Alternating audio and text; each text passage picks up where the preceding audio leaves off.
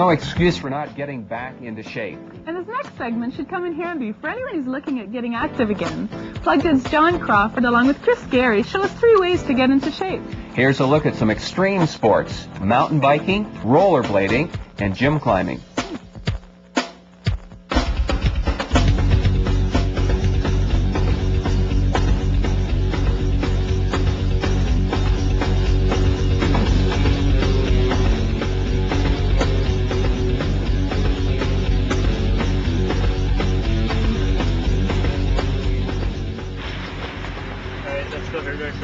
Okay, we're going that way.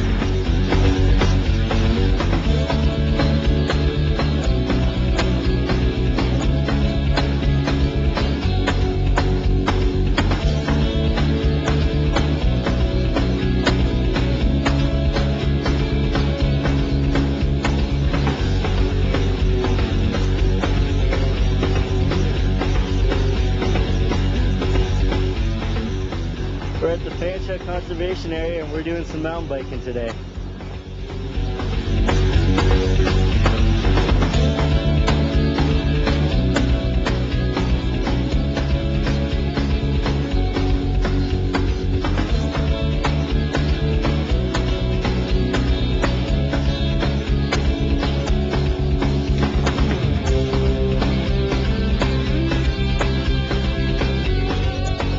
So what is it that you like about mountain biking?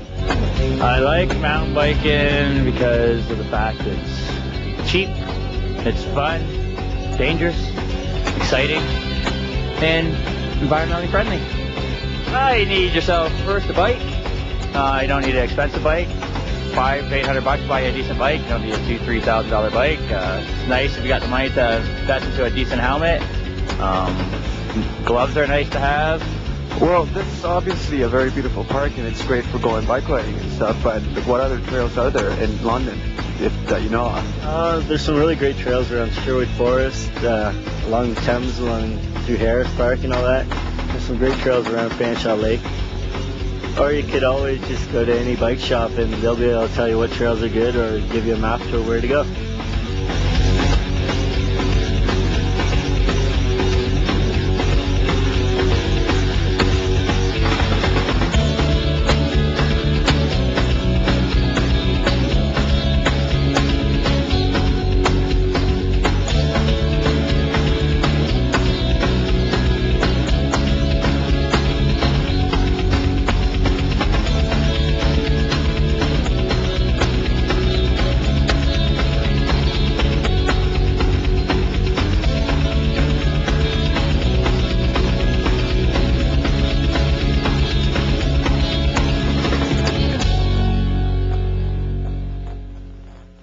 I think what it comes down to is 2 things. The first one is just like the physical coordination. That's just like every movement's got to be precise and balanced and just like a fraction of like a little bit off and you're gonna fall. You're not gonna make it.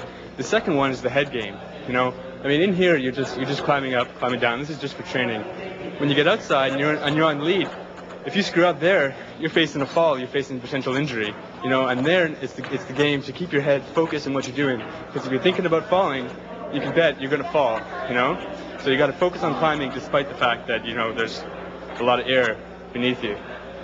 This is called a Gregory. It works like the seatbelt in your car.